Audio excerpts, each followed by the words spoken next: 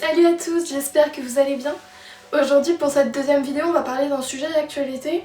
On va faire le point un petit peu sur ce qu'on sait du coronavirus pendant la grossesse et pendant l'accouchement. Donc si ça t'intéresse je te laisse regarder la suite. Et puis c'est parti. Alors, on va faire le point d'abord sur le coronavirus pendant la grossesse, ce qu'on sait pour le moment. Et après on parlera pendant l'accouchement, comment se passent les suites de couches et le retour à la maison. Ok ? Alors, pour ce qui est de la grossesse, je sais que c'est pas la période la plus facile pour vivre sereinement sa grossesse, ça je vous l'accorde. Vous allez sûrement avoir des rendez-vous de reporter ou d'annuler, des rendez-vous en téléconférence, c'est pas la même chose je sais. Peut-être que vos échos seront un petit peu modifiés au niveau de la date.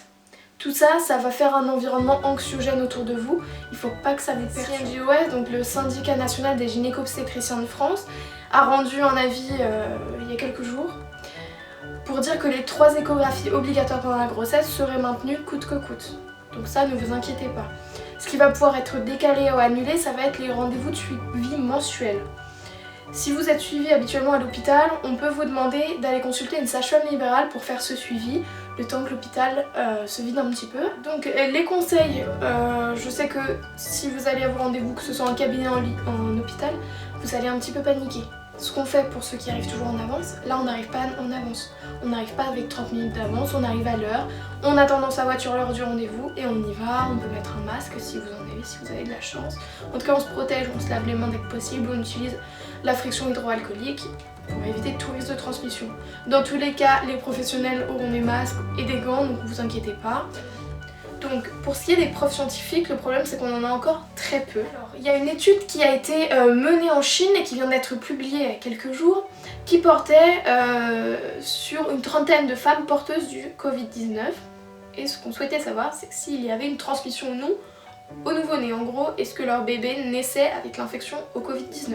Et bien on s'est rendu compte qu'il y avait 9% des bébés qui étaient infectés sur ces 30 mères. Ce qui veut dire, en bref, que la transmission est possible mais est assez rare.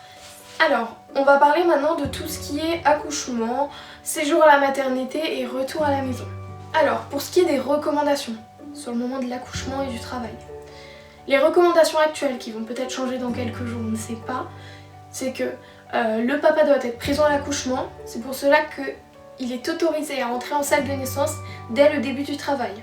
Donc dès que vous êtes diagnostiqué en travail, votre conjoint ou votre accompagnant peut venir. Cependant, il ne pourra pas sortir jusqu'à l'accouchement, d'accord ? Donc il faut qu'il prévoie de la nourriture, des occupations, mais il ne peut pas sortir pour aucune raison. Il pourra rester 2 heures après l'accouchement, c'est ce qu'on appelle le postpartum immédiat, pour assister aux soins du nouveau-né.